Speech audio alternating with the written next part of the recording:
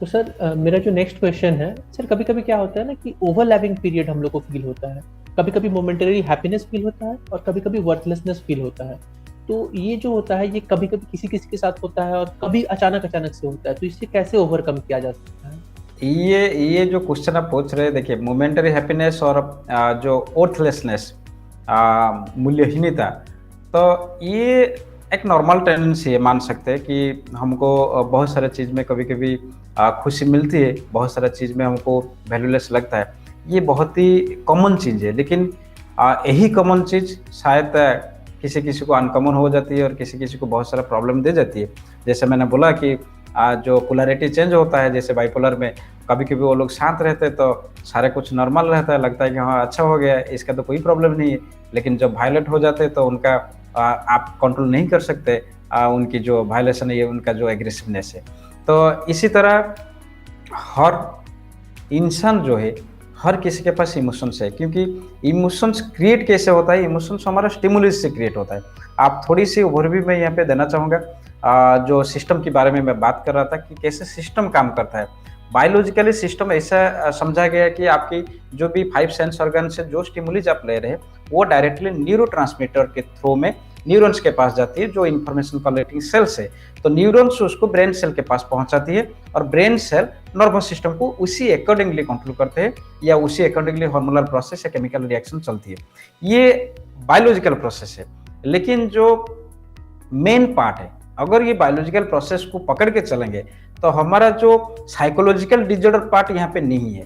आप आज भी सिस्टम, मेडिकल सिस्टम उसी तरह बायोलॉजिकल प्रोसेस को देख रहा है। आप कोई भी डिजॉर्डर को लेके जाइए, वो न्यूरोट्रांसमीटर सेरोटोनिन या डोपामाइन का लेवल को, या आज के लिए जो फैशन हो गया है ईईजी करा रहे हैं कि ब्रेन वेव की फ्रीक्वेंसी मेजर कर रहे हैं, तो उसी से केमिकल्स जो मेडिसिन, एंटीबायोटिक, जो एंटीसाइकोटिक ड्रग्स को प्रिस्क्राइब कर रहे हैं।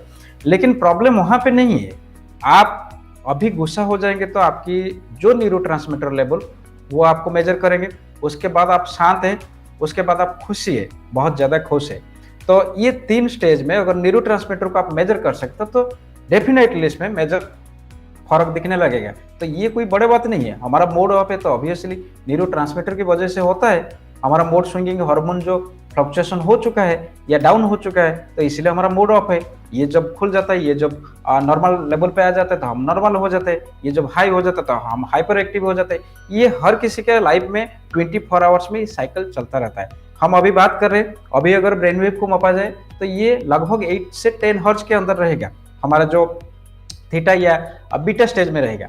लेकिन हम जब सोने जाते हैं, सोने से पहले ये लगभग डाउन आके आपकी अल्फा, उसके बाद थीटा, उसके बाद जब डीप स्लीप में जाते हैं 0 से 3 हर्ट्ज या 0 से 4 हर्ट्ज के अंदर रह जाता है डेल्टा स्टेज में। तो इसमें कोई बड़े बात नहीं है। हर दिन में हर किसी का लाइफ में साइकिल चलता रहता है। लेकिन अगर इमोशनल इश्यू है तो इमोशंस कहाँ से क्रिएट होता है उसको पकड़ना बहुत ही जरूरी है। इसलिए इमोशंस कहाँ से शुरू होता है, जब स्टिमुलस लेते हैं पहले थॉट क्रिएट होता है। हमारी जो सोचने की प्रक्रिया पहले क्रिएट होता है कोई भी इमोशंस को लेकर। तो इमोशंस कोई भी स्टिमुलस को लेकर, तो स्टिमुलस को जब हम एसेस करते हैं कोई भी वे में, आप कुछ देखें, कुछ सुने, कोई इवेंट के बारे में आपको पता चला, आप कि पहले थॉट क्रिएट होता है, आपकी जो भावनाएं आ जाती है, उसी से लेकर आपकी फीलिंग्स या इमोशंस, ये दोनों काम करते हैं साइमल्टेनियसली। आप कौन सी इवेंट को, आप मान लीजिए अभी जा रहे रास्ते में एक एक्सीडेंट, इमीडिएट एक्सीडेंट आपके सामने आ गया, एक सीवियर एक्सीडेंट, तो इमीडिएटली आपकी थॉट क्रिएट हुआ और उसी हिसाब से आपकी फीलिंग्स और इमोशंस क्रिएट हुआ। और ये हर सेकंड में होता है, क्योंकि हर सेकंड में हम बाहर से स्टिमुलस ले रहे हैं। तो ये जो इमोशंस और फीलिंग्स क्रिएट होता है, ये जाके बैठ जाता है, जो माइंड बोल रहे हैं, जो सॉफ्टवेयर पार्ट है बॉडी का, उसमें बैठता है ये मेमोरी के रूप में, और उसी से हमारा एक्सपीरियंस क्रिएट होता है। उसी एक्सपीरियंस या इंफॉर्मेशन न्यूरोट्रांसमीटर के थ्रू न्यूरॉन्स के पास जाती है, उसके बाद जो बायोलॉजिकल प्रक्रिया शुरू होती है। तो इसलिए यहाँ पे बहुत ही जरूरी हो जाता है हमारे इमोशंस की जो रूट्स है उसको समझना है।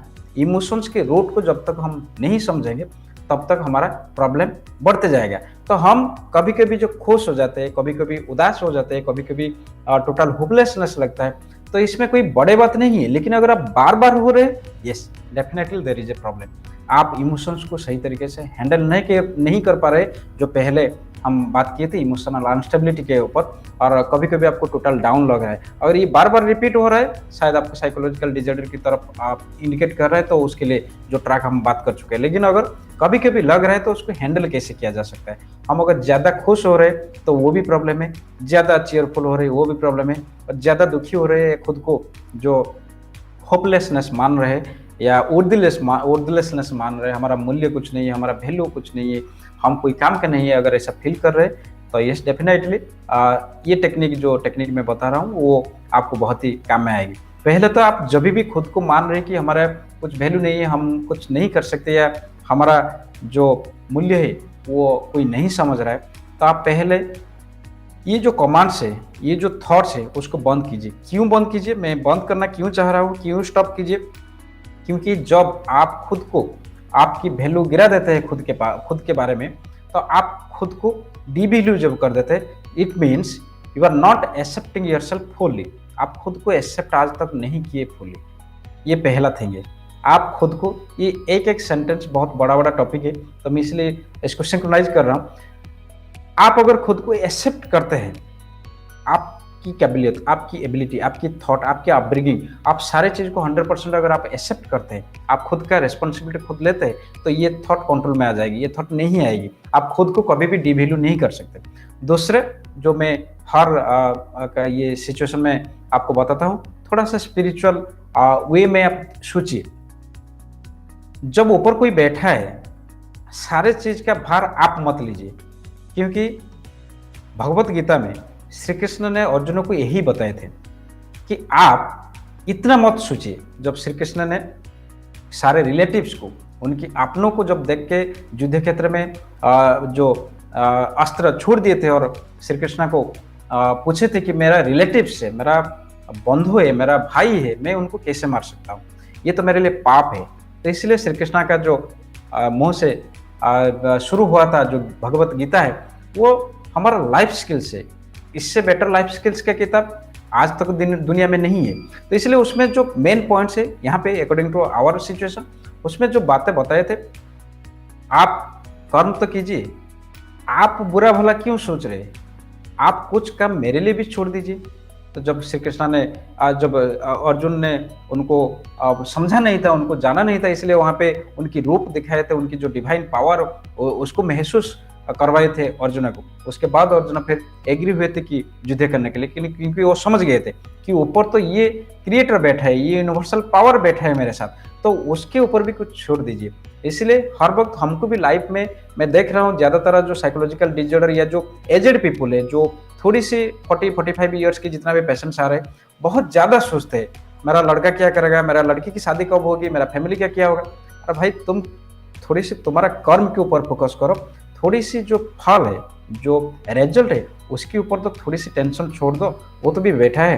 तो इसलिए थोड़ा सा स्पिरिचुअल अगर वे को आप प्रैक्टिस करेंगे, स्पिरिचुअल रीडिंग्स करेंगे, स्पिरिचुअल थॉट्स को लेकर चलेंगे, तो लाइफ में मोर देन 90 क्या 100% प्रॉब्लम्स का सॉल्यूशन उसी में है, स्पिरिचुअल थॉट में। तो इसलिए हमारा थोड़ी सी ये माइंडसेट रहनी चाहिए कि हम थोड़ी सी हमारा कर्म के ऊपर फोकस रहना चाहिए, हमारा वर्क एक्शन के ऊपर फोकस रहना चाहिए, और थोड़ी सी भार उसके ऊपर भी छोड़ दीजिए। वो खाली बैठा है तुम्हारे लिए, वो कुछ ना कुछ करेगा। तो इसलिए थोड़ा सा जो खुद के ऊपर डिवैल्यू कर रहे हैं, जब जो भी सिचुएशन में आपको लग रहा है कि आपसे नहीं होगा, आप खुद को जो हेल्पलेसनेस मान देते हैं, तो that means you are giving your own power to the outer world.